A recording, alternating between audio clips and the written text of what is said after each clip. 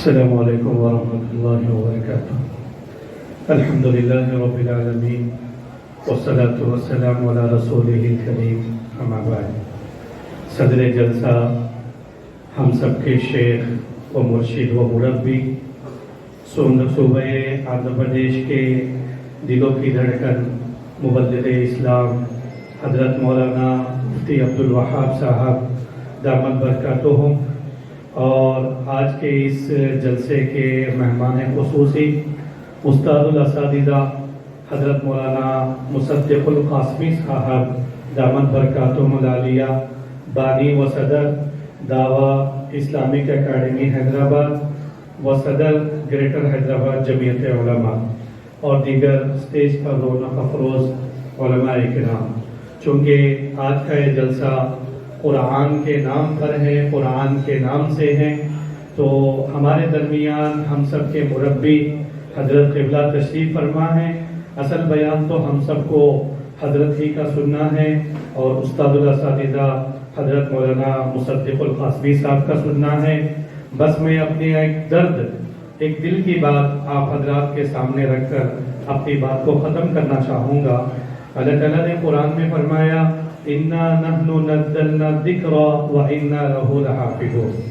اے میرے بندو، قرآن ایسی کتاب ہے جس کو ہم نے ہی آسمانوں سے اتارا ہے، اور قیامت تک اس قرآن کی ہم ہی حفاظت کریں گے۔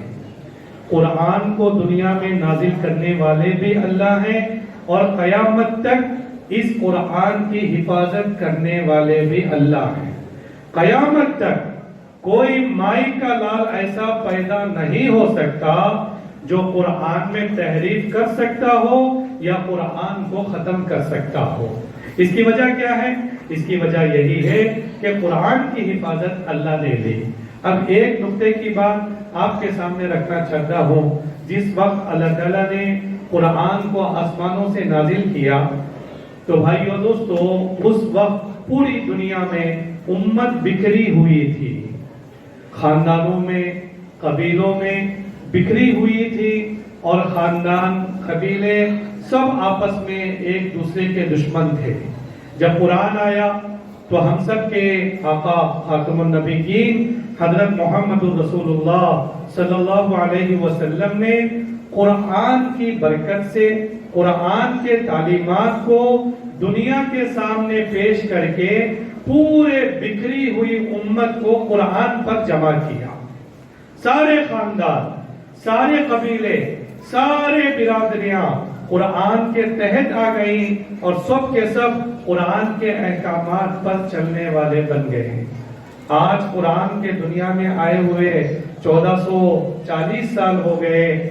آج امت پر ہم نظر ڈالتے ہیں تو آج وہی قرآن کو ماننے والے، قرآن کو پڑھنے والے، قرآن کے نام پر جس خدا نے، جس نبی نے امت کو جوڑا ہے، اس خدا کے، اس نبی کے بندے امتی آج اسی قرآن کے نام سے امت کو توڑ رہے ہیں۔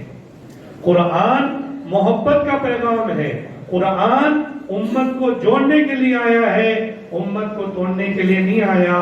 بھائیو دوستو، آج کے اس جلسے سے ہم سب عہد کریں، ارادہ کریں کہ ہم سب کی نجات اللہ نے قرآن میں رکھی ہے، اور بے شک قرآن میں زندگی بھر کے تمام مسائل کا حل ہے۔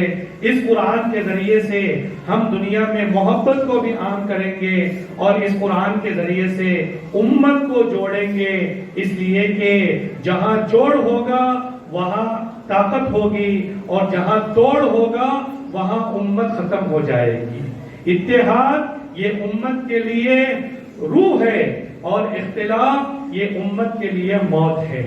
تو جتنا ہم قرآن کے تعلیمات کو عام کرنے کی کوشش کر رہے ہیں، اتنا ہی امت میں بگاڑ، فساد پیدا ہونے کے ظاہری شکلیں نظر آ رہی ہیں۔ چونکہ شیطان ہمارا دشمن ہے، ایسے ماحول میں ہماری ذمہ داری ہے کہ قرآن کو مضبوطی سے پکڑے، وَاعْتَصِمُوا بِحَبْلِ اللَّهِ جَمِيعًا وَلَا تَفَرَّقُوا، اور اس قرآن کے ذریعے سے ہم اپنے تعلقات کو مضبوط کریں، آپس میں اختلاف اور کیا کہتے ہیں انتشار پیدا نہ کرے۔ اللہ تعالی ہم سب کو قرآن پر عمل کرنے کی توفیق عطا فرمائے۔ میں مدرسے کے ذمہ دار حضرات کو مبارکبادی دیتا ہوں کہ تنالی جیسے شہر میں ہمارے اکابرین علماء کو جمع کرنا اور آپ تمام حضرات کو جمع کرنا اور قرآن پر کچھ باتیں کہنے اور سننے کے لیے ہم سب کا جمع ہونا یقیناً اس پورے علاقے کے لیے باعث برکت اور رحمت ہے۔ اللہ تعالی ہم سب کو قرآن کے مطابق زندگی گزارنے کی توفیق عطا فرمائے۔ وآخر دعوانا ان الحمدللہ رب العالمین۔